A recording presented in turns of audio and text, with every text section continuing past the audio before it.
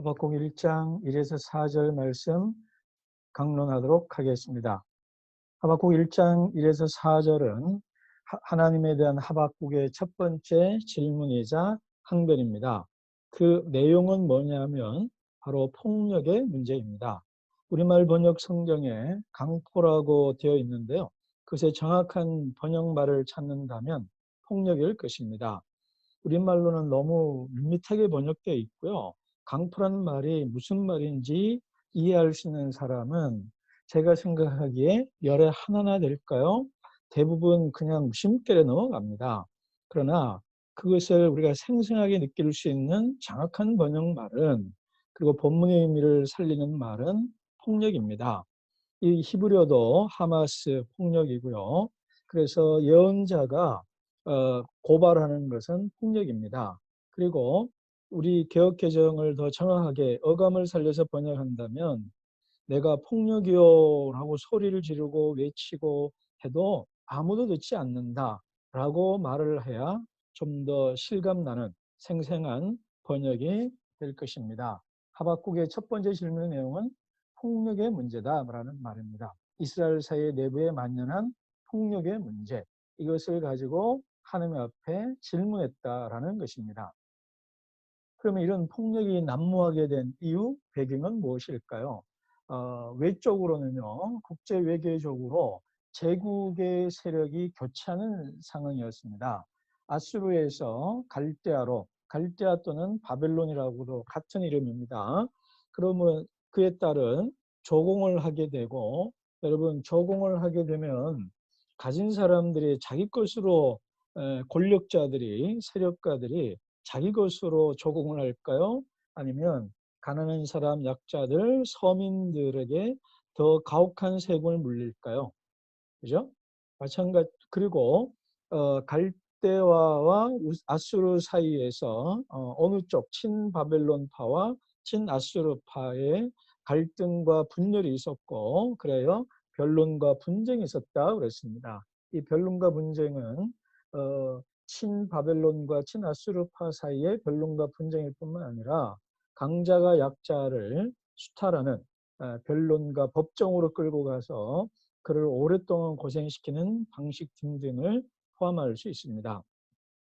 그리고 내부적으로는요, 요시야 개혁의 실패, 이 실패라는 말이 좀 어감이 조심스럽습니다만, 요시야 개혁의 실패 이후 이스라엘 내부에 만연한 정치, 사회, 경제적 또는 신앙적, 종교적 혼란의 상황이 있었습니다.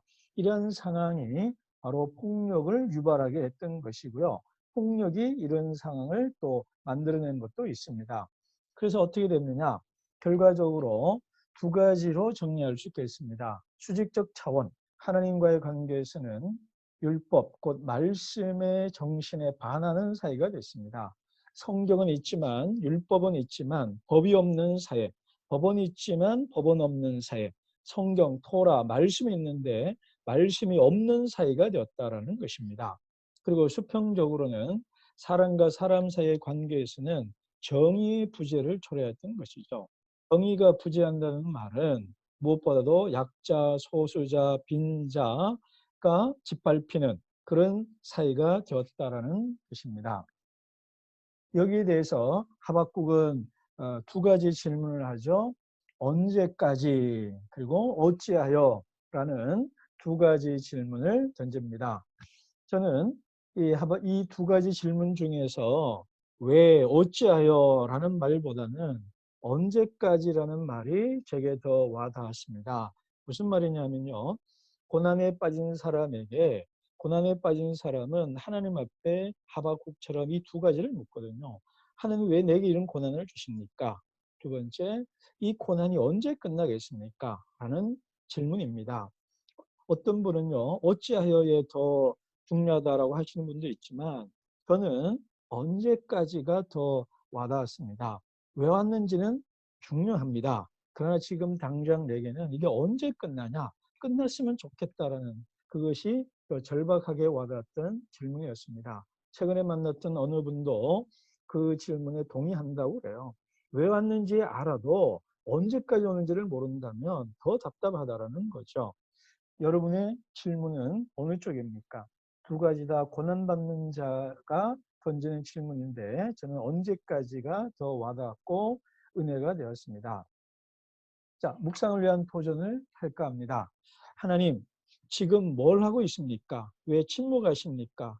왜 부재하십니까? 라고 묻는 당신에게 저의 대답은 또는 성경의 대답은 첫째, 하나님은 침묵하지 않는 당신을 통해 말씀하고 있습니다. 하나님은 침묵하는 것처럼 보이지만 하박국 선지자를 통해서 말하고 있다라는 것입니다. 다들 그 사이에 불의에 침묵하고 눈 감고 외면하고 그 이익을 조금이라도 나누어 먹으려고 방관하고 있는 시대 속에서 홀로 하박국만이 외쳤습니다. 하나님의 말씀이 들리지 않는다고요? 외치는 하박국을 통해서 하나님이 말씀하고 있습니다. 두 번째 저의 대답은 그리고 성경의 가르침은 하나님의 침묵을 성토하는 그대. 하나님 왜 입 다물고 있습니까? 왜 하나님 가만히 있습니까? 라고 화를 내는 당신이 하나님을 대신하여 외치라고 부르지 않았던가요? 우리가 대답이 되라고, 우리가 이 사이에 대안이 되라고 하나님 우리를 부르셨는데 우리는 말하지 않으면서 하나님더러 왜 가만히 있냐고 오히려 하나님께 따지는 우리를 돌아봐야 하지 않을까요? 세 번째는 고난받는 세상에서 하나의 대답이 되고 대안이 되라고 부름받은 우리가 오히려 세상은 안 바뀐다고 체념하고 또는 그런 세상에 길들여져 있는 것은 아닐까요? 오늘 본문을 우리가 묵상하면서 빠지기 쉬운 함정은 뭐냐면 너무 쉽게 빨리 아무 생각 없이 나는 하박국인 양 생각하기 쉽다라는 것입니다. 하박국의 시대에 예레미야와 같은 예언자들은 극히 일부였습니다. 그렇다면 많은 사람들은 폭력의 시대, 폭력에 길들여져 있고 폭력을 행사하는 사람이었고 그리고 정의가 없고 율법은 있지만 율법이 없이 사는 사람 그리고 성경을 읽지만 성경과 무관하게 살아가는 사람들이 대다수였습니다. 그렇다면 오늘 우리가 이 말씀을 읽을 때 내 자신을 갖고 하박국과도 일치시켜야 되지만 또 한편으로 하박국의 시대의 사람들 바로 폭력을 행사하고 정의를 짓밟는 사람이 내가 아닐까라는 자기 반성적 묵상을 해야만 하겠습니다. 두 번째, 묵상을 위한 제 도전은 이것입니다. 예레미야는 말을 합니다.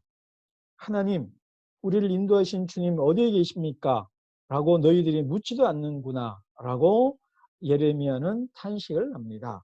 하나님이 살아계신데 왜 지금 역사하지 않습니까? 라고 묻지도 않는다라는 겁니다. 어쩌면 오늘 우리가 하박국서를 읽으면서 하박국처럼 물어야 된다라는 도전을 받게 된다라는 것입니다. 묻는 것이 차라리 신앙이 있다라는 겁니다. 이에 대한 구절을 제가 욥을 가지고 와봤습니다. 내가 한 이 변명을 들어줄 사람이 없을까? 맹세코 나는 사실대로만 말하였다. 이제는 전능하신 분께서 말씀하시는 대답을 듣고 싶다. 무슨 말입니까? 하박국처럼 예레미야처럼 질문하시고 그리고 욥처럼 하나님의 대답을 듣고 싶다고 말하는 그것. 바로 그것이 하박국에게 주는 도전입니다. 따지는 욥, 캐묻는 하박국, 대드는 요나는 불신앙의 표본이 아니라 신앙의 한 모델이다. 하박국처럼 하나님 앞에 시대의 물음과 아픔으로 하나님 앞에 묻고 따지는 우리가 바로 신앙인이고 참된 신앙의 모델이라는 것입니다. 하박국처럼 욥처럼 요나처럼 하나님 앞에 나아가는 저와 여러분이 되시기를